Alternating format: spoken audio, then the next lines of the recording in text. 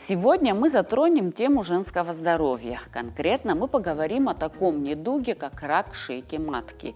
Это распространенное и крайне опасное заболевание. Оно находится на третьем месте по частоте обнаружения среди заболеваний женских репродуктивных органов. Согласно статистике, несмотря на совершенствование диагностических методов, в последние десятилетия возросло количество больных. Почти треть пациенток попадают к врачу в запущенной стадии. Однако при своевременной диагностике и лечении можно добиться полного выздоровления. И женщины, которые согласились дать интервью нашей программе, лишний раз это подтверждают. Они победили заболевание и продолжают наслаждаться жизнью. И, конечно же, это стало возможным благодаря программе скрининга, которая действует в нашей стране. О ней мы сегодня и поговорим. Вы смотрите программу «Пациент». Мы выходим в эфир по вторникам на канале Абхазского телевидения.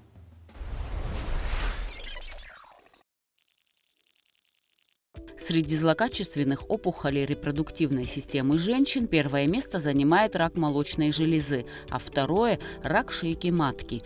Несмотря на то, что методы лечения улучшаются из года в год, случаи смертности от этих заболеваний растут. Причиной в большинстве случаев является выявление на поздней стадии, что в свою очередь уменьшает эффективность лечения. Мы пообщались с женщинами, которые успешно излечились от этого заболевания на ранней стадии. Наши героини пожелали остаться анонимными, и мы пошли им навстречу. 6 лет назад, в 2017 году, я узнала, что идет программа, и можно прийти бесплатно провериться. И это было просто вот спонтанно, решилась провериться, и выяснилось, что по анализам не все у меня так хорошо и гладко. По здоровью вообще ничего не беспокоило, ни на что не влияло, как здоровый человек ходила. Пришла, проверилась, дали еще несколько анализов, мазков, и обнаружили, что средняя тяжелая степень у меня СН2. Почти предраковое состояние было. Нужно было срочно что-то делать. Во-первых, шок, слезы, не ожидала ничего такого, потому что, к тому моменту я уже в разводе была как 5 лет, я думала, только можно это передаваться вирусом папилломы. В крови у меня, в принципе, этого вируса тоже не было, это просто вот дошла стадия, как говорится, само по себе.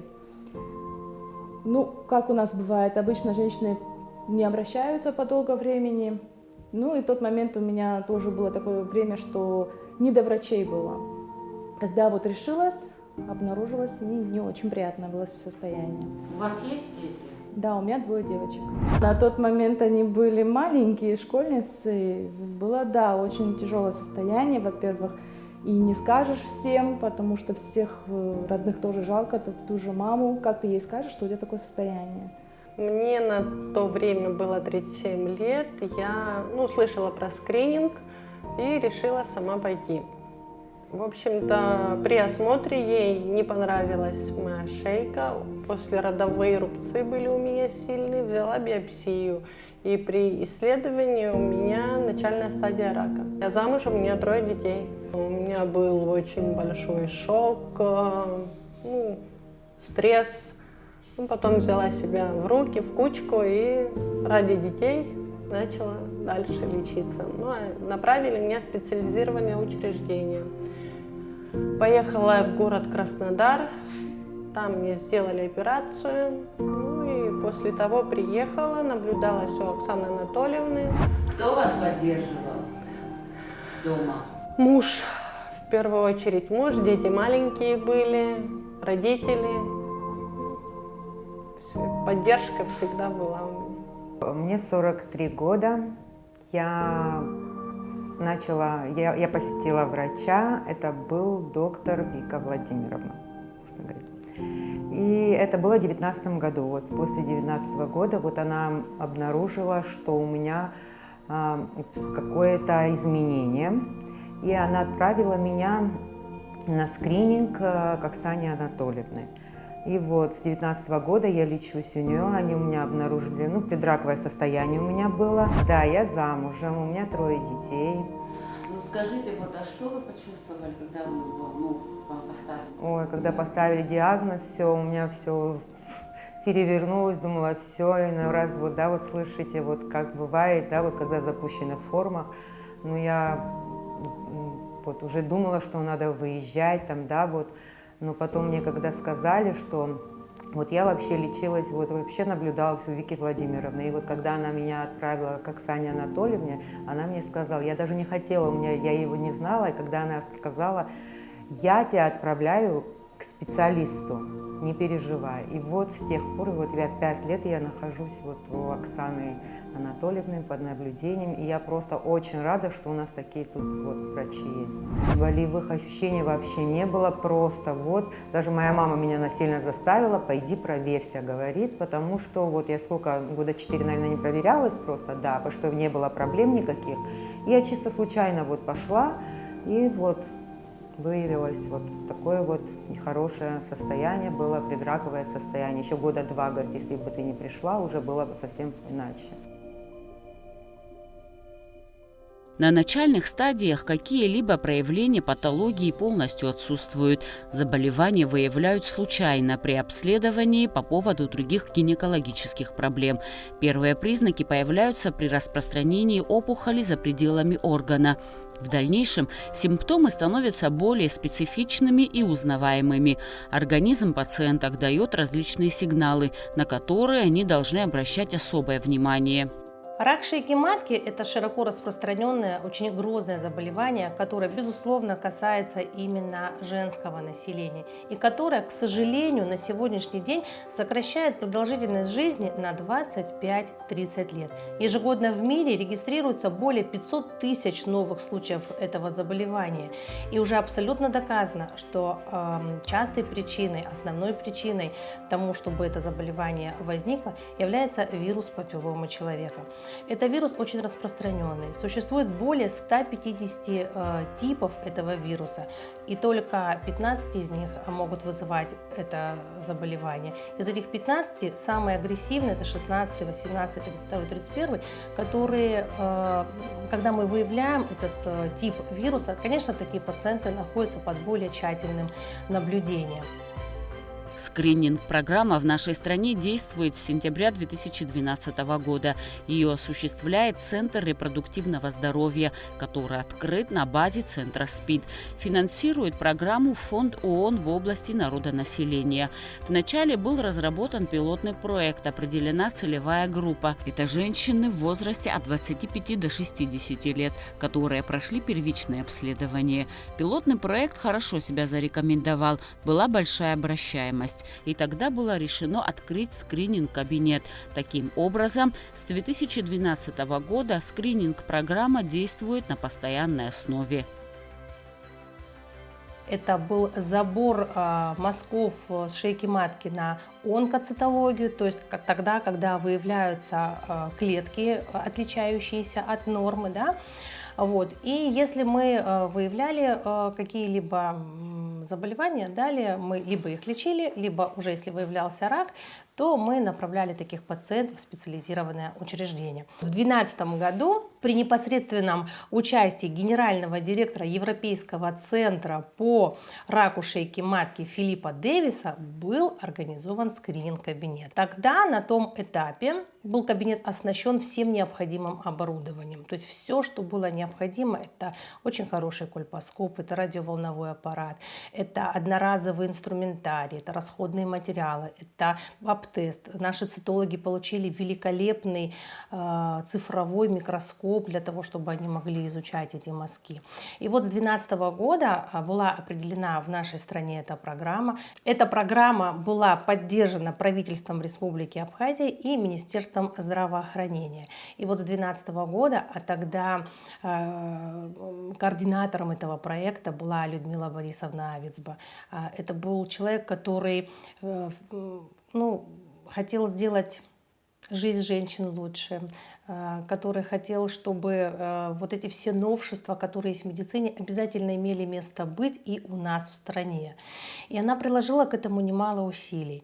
Была выбрана группа врачей, которые начали работать в этой программе. Я не одна. Это Рита Владимировна Трапш, это Виктория Владимировна, это Мзия Зауровна, это Тушба Ляна, я. Вот 5 врачей. И для нас специально на том этапе тогда неоднократно проводились тренинги, семинары. Более того, мы выезжали на региональные семинары в Стамбул, куда приезжали доктора с Голландии, Молдовы, Казахстана, Франции. То есть это были международные эксперты в этом направлении, которые делились опытом, которые делились не только опытом работы, но и результатами, которые они имели в результате этой работы. И вот мы уже на протяжении всех этих лет, конечно же, работаем согласно установленным протоколам, которые признаны как во всем мире, так и узаконены нашим Минздравом. 2020 года у нас был подъем рака шейки матки. То есть у нас было большое количество женщин, у которых, у молодых женщин выявлялся рак шейки матки. И мы проект приняли, вначале он был пилотный, потом он укоренился у нас и остался, уже 9 лет мы этот проект ведем. Тоже была создана профессиональная группа, которая была также обучена экспертами ВОЗ, как брать анализы, как проводить биопсию, как с этими гинекологическими больными работать. Это все мы обучили всех врачей по всей Абхазии. И вот такой результат. Если в 2016, 17, 18 году у нас было где-то 17-18 случаев в год рака шейки матки, то в 2020 только 3 случая. Это очень большое достижение, и проект еще продолжает работать. За это время через программу прошли более 15 тысяч женщин. По наблюдению врачей, в самом начале работы чаще выявлялись запущенные случаи. Пациенты приходили тогда, когда помочь им было практически невозможно. Но благодаря слаженной работе команды врачей удалось добиться уменьшения случаев выявления онкологии. За последнее время встречаются фоновые или предраковые заболевания, которые можно пролечить и тем самым улучшить репродуктивный потенциал и качество жизни женщины. Почему именно этот скрининг организован на базе СПИД-центра? Так как наши ВИЧ-инфицированные со своим иммунодефицитом, они чаще всего подвержены раку в любом варианте. А тут рак шейки матки – это все-таки тоже вирус. И поэтому мы основали этот проект именно здесь. Но так как здоровье женщины важно во всех его проявлениях, поэтому мы стали обследовать женщин, под категорию которую попадали с 25 до 60 лет женщины. И начав этот проект, мы стали понимать, что оказывается у нас довольно немало женщин, которые выявляются и проходят у нас обследование гинекологическое, потом цитологию, и потом уже в дальнейшем доктор понимает, куда нужно направить женщину. То есть или она здорова, или в дальнейшее обследование, до обследования идет в нашем онкологическом диспансере, а там уже, как решит наш онкодиспансер, идет дальше обследование. При непосредственной поддержке наших доноров, это организация ЮНФПА и UNDP, в 2017 году для 2 докторов, это врачи-кольпоскописты, для нас были организованы 6-месячные международные курсы по кольпоскопии с обязательным прохождением практических навыков. Более того, в декабре 2017 года я и моя коллега Тушба, мы поехали во Францию и в Лионе сдавали экзамены и получили сертификаты международного образца, которые нам позволяют, наверное, грамотно работать в этом направлении. В проекте у нас работают наши гинекологи, которые неоднократно проходили много тренингов, и мы постоянно повышаем свою квалификацию.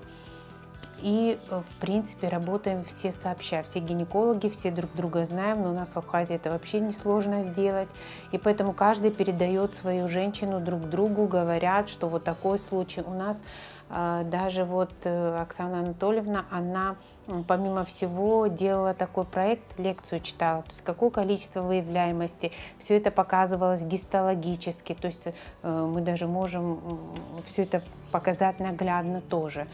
Скрининг дает возможность выявления предраковых заболеваний и инфекций. При помощи теста можно обнаружить изменения, вызванные вирусом папилломы человека, который и является главной причиной развития заболевания. Таким образом, скрининг шейки матки на сегодняшний день является наилучшим способом защиты от злокачественной опухоли. Раннее выявление и лечение дает возможность предотвратить формирование рака в 75 случаях из 100. Каждая женщина, чем старше она становится, тем больше должна быть выработана культура вообще ходить к врачу. Как я уже сказала, в рамках программы скрининга по этому заболеванию определена возрастная группа 25-60. Что это такое? Это не значит, что не бывает младше 25 или старше 60 лет. Все бывает. В медицине не бывает как в математике. Но именно эта группа женщин наиболее часто подвержена. На что нужно обратить внимание? К сожалению, рак он не болит. И очень долго, пока, наверное, не будет 3-4 стадия, женщина не будет ощущать каких-либо симптомов. Поэтому все женщины должны проходить обследование на эту патологию 1 раз в 3 года. И если все хорошо, когда женщина проходит скрининг раз в 3 года, и у нее все хорошо, мы ее приглашаем на следующий скрининг тоже через 3 года. Но если в момент обследования выявлена какая-то патология, то, естественно, план наблюдения и ведения данной пациентки может меняться. Она, может быть, чаще будет наблюдаться, или на каком-то этапе она, возможно, пройдет лечение, а потом будет наблюдаться. То есть тут очень индивидуальный подход. Но есть ведь группа риска. Группа риска – это, во-первых, это ВИЧ-инфицированные женщины в первую очередь. И, наверное, учитывая, что у нас немало таких пациентов, наверное, поэтому и этот кабинет родился именно на базе СПИД-центра. У нас есть доктор Мзия Зауровна, которая занимается непосредственно с данным контингентом больных. Не только женщин с гинекологическими проблемами и имеющие сопутствующий ВИЧ, но она также занимается еще и беременными, которые имеют это заболевание. В группу риска входят женщины курящие, истощенные, с плохим питанием, ВИЧ-инфицированные, как я уже сказала, имеющие часто несколько половых партнеров, скажем так. Потому что, как я уже сказала, вирус папилломы, он не передается непосредственно половым путем, чаще всего передается половым путем. Есть описано в литературе, когда вирус может передаваться, допустим, от мамы к плоду, но это редко. В основном он передается половым путем. Поэтому та группа пациентов, которые имеют не одного партнера, а несколько, они тоже входят в группу риска. Чтобы не упустить развитие рака шейки матки, женщинам рекомендуется остерегаться рискофакторов, способствующих развитию рака. Необходимо особое внимание обращать на хронические воспаления, не откладывать их лечение, периодически, желательно раз в год, посещать гинеколога. Есть очень хорошая, как я уже говорю, профилактика этому заболеванию. Во всем мире уже тактика выработана одна. Первое – это проведение организационного скрининга. Это, еще раз, осмотр, взятие мазков на онкоцитологию, при необходимости проведение кольпоскопии, то есть исследование шейки матки под микроскопом. И вторая, очень хорошая профилактика – это своевременная вакцинация девочек до полового дебюта. Мы несколько лет назад стоял вопрос о том, чтобы это направление в нашей стране тоже имело место быть. И, в принципе, оно имело место и сейчас, но это только по желанию. И на сегодняшний день есть у меня пациенты, у которых, например, наследственность, я не сказала про наследственность, допустим, мама, бабушка имели онкологию, да, и девочка. И мама приходит и говорит: я хочу защитить своего ребенка. Очень рекомендуем и очень советуем проводить именно вакцинацию девочек в этом возрасте. Это 13, 14, 15 лет. около 80 стран сегодня в мире, где эта программа очень хорошо работает и где активно проводится вакцинация. Это защищает нас от грозного влияния вируса папилломы человека на шейку матки. Благодаря скрининг-программе многие женщины в Абхазии излечились от этого страшного заболевания. Теперь они спокойно растят детей и наслаждаются жизнью. Нас спасло то, что мы вовремя обратились к специалисту, говорят женщины. Наша доктор Читанова Оксана, она сказала, что не переживай, все лечится, все будет хорошо. Не знаю, если бы не она, не ее поддержка, я думаю, что я бы по-другому, наверное, среагировала. Она очень грамотная, квалифицированная, не знаю, добродушная. Что можно просто сказать, если есть такие доктора, то к ним и надо ходить, которая тебя поймет и, не знаю, будет рядом с тобой. Ну вот я с того времени уже 6 лет к ней хожу. Все лечение в основном здесь было. Лечение у меня шло почти больше 1,5 года. Процедура самой операции была, я не помню, минут 20, наверное, оно прошло. Но вот продолжение, чтобы этого не было, было почти 1,5 года. И после этого каждый год я наблюдаюсь. Но на сегодняшний день она сказала, все хорошо. Все хорошо, наблюдаюсь каждый год. Я считаю, вовремя она все обнаружила у меня и направила в нужное учреждение. То есть она вовремя обнаружила? Да. Ну да, рак-то уже был, но не запущенной стадии. Мама в первую очередь нужна детям.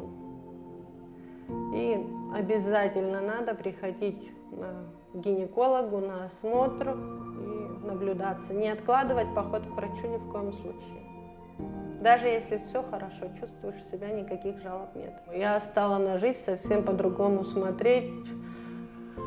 Природу даже, каждое движение жизни – это подарок. У меня даже слов нет, насколько внимательна Оксана Анатольевна к своим пациентам. Она вообще молодец. Вот таких врачей бы побольше. Вот. Я была в шоке просто от того, что они меня вот за эти 4 года, за 5 лет они меня вылечили. Просто я в один момент я не поверила, что здесь могут вылечить. Да. Ну вот, это факт, что реально у нас есть такие врачи. Я ощутила это на себе, что можно доверить свое здоровье здешним нашим вот таким врачам прекрасным. Я вот всем своим, даже вот близким говорю, вот на самом деле мы не чувствуем, когда у нас какие-то изменения в организме. Поэтому женщине каждый год, минимум каждый год, вот нужно идти посещать вот гинекологов, да, вот, чтобы их вот посмотрели. Теперь сама бегу, вот проверяюсь, наблюдаюсь, да, самой интересно. Вот слава богу, уже 5 лет, как нету вот этого всего, что было обнаружено. И Врачи обращаются к женщинам, находящимся в группе риска, чтобы они посещали специалистов, даже если их ничего не беспокоит. Программные исследования скрининга шейки матки проводятся бесплатно 1 раз в 3 года. Конечно, я желаю всем женщинам в нашей стране, чтобы они обязательно были здоровы, чтобы они обязательно имели здоровых детей. И для этого нужно совсем немногое. Нужно просто 1 раз в год прийти на прием к доктору, гинекологу, ну, если мы говорим о нашем заболевании, или к любому другому специалисту, который тоже, скорее всего, направит женщину на проведение скрининга. Вообще хочется призвать женщину следить за своим здоровьем, потому что своевременное выявление рака шейки матки, во-первых, дает нам предотвратить само заболевание, знать, болеет ли женщина, и вообще контролировать ее здоровье, скажем так, во благо нашему населению. Стоит отметить, что скрининг-программа доступна для всех желающих, проводится конфиденциально, быстро и безболезненно.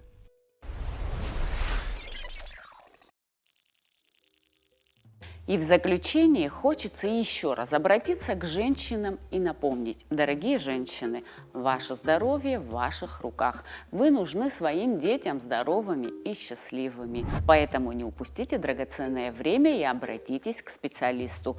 Убедитесь, что с вашим здоровьем все хорошо. На этом я прощаюсь с вами. Будьте здоровы и до новых встреч!